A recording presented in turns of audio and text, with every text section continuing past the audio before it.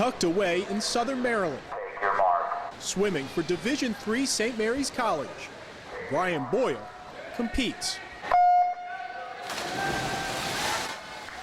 He doesn't hold any school records in the pool, at least not yet, but you can't measure Brian's success simply by a 50-meter race, because for him, success is in the journey. Well, Brian's road to St. Mary's would take a detour. Just a few months after graduating from high school, Brian was returning from swim practice and heading home just a few miles down this road when his life would take a traumatic turn right here at this intersection. The phone call.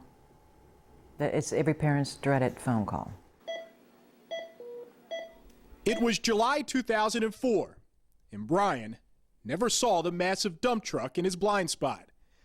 The truck crushed his Chevy Camaro as it plowed into the driver's side door. Brian was airlifted to the trauma center at Prince George's Hospital. We knew his heart had been pushed over to the other side of his chest. His liver had been lacerated, his kidneys weren't functioning. Both my lungs were collapsed, broken clavicle, shattered pelvis. Every organ in his body was damaged. Took his spleen out. Took the spleen out. They just wanted to see if they could get Brian stable enough to where he could get through the night. He made it through the first night, and then the second, and Brian spent the next 2 months in a coma. That was a roller coaster ride. It's every day. One day would seem like it was going okay. The next day, hell would break loose again. We're signing papers for more operations. There was a total of 14 operations and 36 blood transfusions. Brian died 8 times. At one time, I think I was taking him back to surgery the 4th or 5th time. One of the intensivists came and whispered in my ears, "What's wrong with you? You're operating on cadavers now. What's this?" I said, "He's not a cadaver. His blood pressure is 70, 80, and he has a pulse." At that point in time, I was shattered. Those dreams were gone. Just like the bones in my body, those dreams were shattered. Doctors had told Brian that he may not walk again. He had lost over 100 pounds, and it was obvious, especially to his dad Garth, he was losing his will to live. I gave him quite a talk that day. You could see that he gave up. I could see how desperate he was, and I mean, he said a few bad words in there, but that's when I knew it was serious, because I could die any second.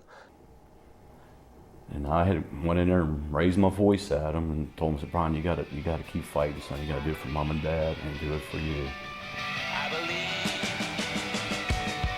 believe. With a renewed spirit, Brian turned his focus to rehabilitating his broken body. Squeezing a towel, squeezing this foam ball, shaking a hand, blinking. Small things like that were like these big monumental events taking place. Brian also found inspiration from a rather unlikely source. Olympic swimmer Gary Hall Jr. had emailed a letter of encouragement. The world needs people like you. We can't afford to lose you. Ride on, rough shot if need be. Smooth shot if that will do. But ride on over all obstacles and win the race. Welcome back. I look forward to one day meeting you. Maybe we'll go for a swim. This is the email that really got me going to thinking about swimming again in college. It took months of intense rehab, but Brian did what was once unthinkable. It was scary, going in the water for the first time. Try and swim as best he could. He'd only make it 20, 30 minutes at that time. Let's just try it, let's go from doggy paddling to swimming in college. Yeah, it was a good feeling. Our state champion swimmer was like starting all over again. Just 1 year after the accident, and Brian was back at St. Mary's and on the swim team. But because his lungs were still healing, he had to sit out most of his freshman and all of his sophomore seasons.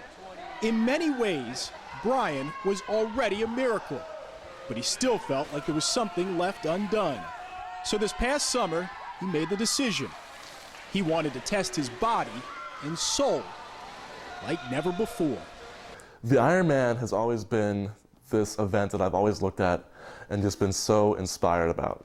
With his sights set on the World Ironman in Hawaii, Brian began his training. There really wasn't much time, just 6 weeks to the race. So Brian pushed himself 8 to 10 hours a day.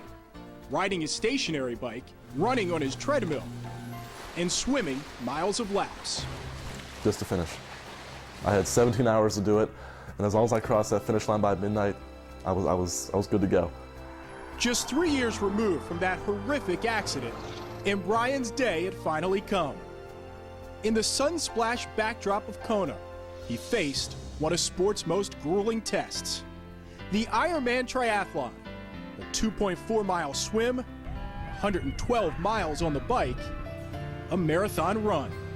He had his brakes on hold for 2 years, guys. It happened when he was 18 years old, and that's the way I look at it. And now the brakes are off, and There's no stopping him. there's no stopping him. Competing to completing, Brian had reached the finish line. Brian Boyle, at 21 years old, is an Ironman! It was, the feeling is inexplainable. You know, it was the greatest moment of my life, the greatest day of my life. His time, 14 hours, 42 minutes, and 25 seconds. Much better than anyone could have imagined. For the race and for the journey. I think we died on July 6, 2004. Garth and I did. We keep it going though because we're very positive.